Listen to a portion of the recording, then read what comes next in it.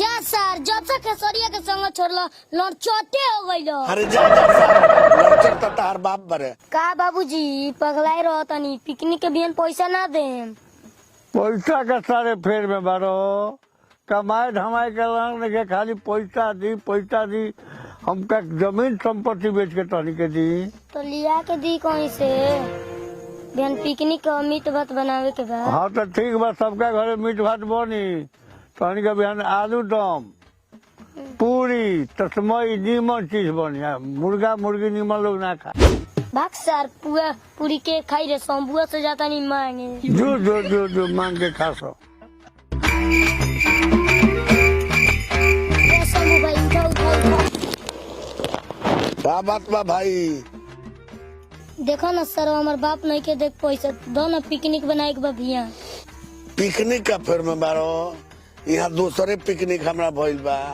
जा सर जब से खेसरिया के संग छोड़लो लड़चोटे हो गइलो। अरे जा सर लड़चट त तार बाप बरे जेगो झाट नुखार के पैसा नहीं खते पिकनिक मनावे के हमरा के लड़चट कहे आइल बरो। जा तनी हम अपन जितेंद्र जी से जा हम तारा बाप से जाता नहीं कहे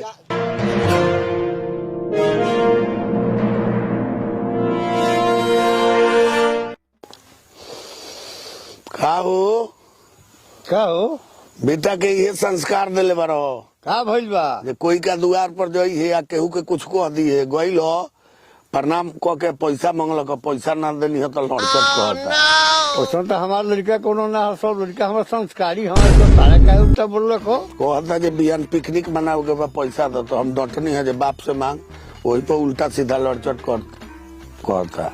अरे कोनी खातिर पैसा के हमरा कमी बा लूट से रहिया तो सारी धन तो कोनी खातिर हम कमाइल बानी काटी के हमरा कमी में ताला मांगे गइलो ओकरा के पैसा काहे ना दे देला 2-4-500 जे बिहान पिकनिक के मुर्गा उड़ा ले काहे तारा यहाँ गइलो वो साला के तो हम कहले बानी कि जॉब संगे जो तो हमरा तो कहियो तो समझा दियो ना वैसा ना बोली लड़का हो तो लड़का लिखा रहे के बा। मैं एगो और बात सुनो कहत ले जाता नहीं जितेंद्रा से हम पैसा मांगे सब धन तो हमरा लगे बा 1 लाख तो वहाँ तो बाहिले तो हम बाजार में घूमी ले समझा दियो ओकर रोहन बाउर होता। अच्छा डांट दिलिया होता तो ठीक बा टन भाई जाता नहीं लेकिन बेटा के अपना समझा दिया जे केहू के लड़चट ना कहे। ठीक बाटे ए दोस्त का दोस्त देख ना दोस्त हमार बापवा सारा पैसे पिकनिक के ना देलक शंभुआ ना देलक तो तू दो ना। देख ना दोस्त लगन रहेला तो पैसा कहीं से आओ जात रहेला आ खाना सो गइल बा हमरो हाथ खाली चलताटे ऐसे हमारा पैसा नहीं है दोस्त हमरा लगे बात मा जा सर तू माधर चोदे बारा तू पैसा ना देबो। बाबूजी हम अपन दोस्त के पार्टी दे के बाद दी ना पैसा पिकनिक के कि का चाहतनी काहे इतना गरम बड़ो का बात बा सब घर में के सामान निकाल के बेच के हम अपन पार्टी संग दे देम पार्टी। अरे चुप रे सरवा अरे सारे बेचैन बारो पिकनिक खातिर 12 किलो के खोसी अब बाबा चाउर के बहना हम दे देले बानी तब का बेचैन बारे रे अपन खोसी गाने में डाली हम जातनी सब घर के सामान बेच के हम अपन दोस्त के पार्टी दे देवे। कमात ना देखा फुटानी बा कोनो सरवा से पैसा ना मांगे उन्होंने जातनी खाएम पिए उन्होंने पिकनिक मनाएम जातनी।